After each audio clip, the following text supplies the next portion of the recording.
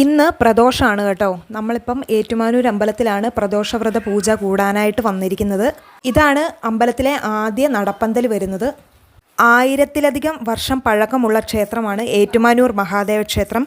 പരശുരാമൻ സ്ഥാപിച്ച 108 ക്ഷേത്രങ്ങളിൽ ഒന്നാണ് ഏറ്റുമാനൂർ മഹാദേവ ക്ഷേത്രം.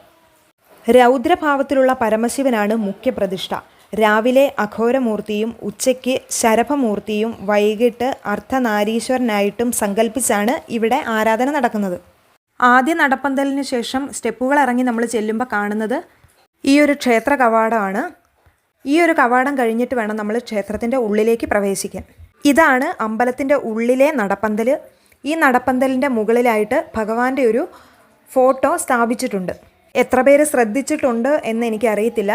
ഏറ്റുമാനൂർ അമ്പലത്തിലെ മാത്രം ഒരു പ്രത്യേകതയാണ് ഈ ഒരു ഫോട്ടോ. വേറെ ഒരു അമ്പലത്തിലും ഈ ഒരു ഫോട്ടോയിലുള്ള ആ രൂപം കാണാൻ കഴിയില്ല. നമുക്ക് പൂക്കളോ അല്ലെങ്കിൽ മാലയോ നമുക്ക് ഭഗവാന് സമർപ്പിക്കാനായിട്ട് ഇവിടുന്ന് വാങ്ങാവുന്നതാണ് കേട്ടോ. അങ്ങനെ ക്ഷേത്രത്തിൻ്റെ അകത്തെ ദർശനം കഴിഞ്ഞിട്ട് ഞങ്ങൾ പ്രദക്ഷിണത്തിനായിട്ട് പുറത്തേക്ക് ഇറങ്ങി. ഇന്ന് പ്രദോഷം ആയിരുന്നുകൊണ്ട് തന്നെ ഞങ്ങൾ പായസവും വാങ്ങിയിരുന്നു. ഇതാണ് ക്ഷേത്രത്തിൻ്റെ പിൻഭാഗം വരുന്നത്. ഉത്സവ സമയത്ത് ഇവിടെ ഭക്തജനങ്ങളെ കൊണ്ട് ഭക്തി സാന്ദ്രമായിരിക്കും കേട്ടോ. ക്ഷേത്രത്തിൽ വന്നു കഴിഞ്ഞാൽ നന്ദീശനെ കാണാതെ ഞങ്ങൾ പോകാറില്ല. ഇതാണ് നമ്മുടെ അമ്പലത്തിലെ നന്ദീശൻ. ഇതാണ് അമ്പലത്തിലെ ആനക്കൊട്ടിൽ വരുന്നത്. എഴുന്നള്ളിപ്പൊക്കെ ഈ ഒരു ഭാഗത്തായിട്ടും നടക്കാറുണ്ട് ഉത്സവത്തിന്. പിന്നെ പ്രോഗ്രാമൊക്കെ കാണാനും ആളുകൾ ഇവിടെയാണ് ഇരിക്കുന്നത്. ഇതാണ് അമ്പലത്തിലെ സ്റ്റേജ് വരുന്നത്. ഇപ്പോൾ രാമായണ മാസം ആയതുകൊണ്ട് ഇവിടെയാണ് കേട്ടോ രാമായണ പാരായണം നടക്കുന്നത്. ഇതെല്ലാം പ്രദോഷവ്രത പൂജയുടെ ഭാഗമാണ് കേട്ടോ.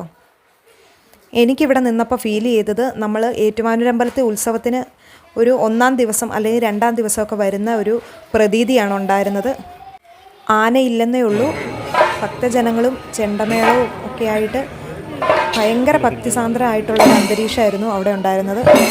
കുംഭമാസത്തിലെ 10 ദിവസമാണ് ഇവിടുത്തെ ഉത്സവം. അതുതന്നെയാണ് ഇവിടുത്തെ ആണ്ടുവിശേഷവും.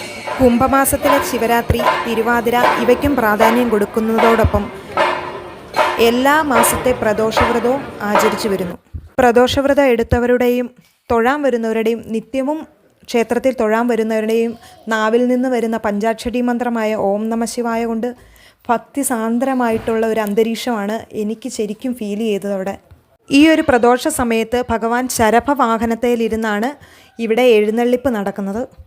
ശരഭവാഹനം എന്ന് പറഞ്ഞാൽ ഹൈന്ദവ പുരാണം അനുസരിച്ച് തല പക്ഷിയുടെയും ഉടല് സിംഹത്തിൻ്റെയും രൂപമുള്ള ഒരു ജീവിയാണ്. ആ ഒരു വാഹനത്തിലാണ് ഭഗവാൻ ഇരിക്കുന്നത്. 7:30 പൊന്നാന ദർശനം ദർശനപ്രധാനമാണ്.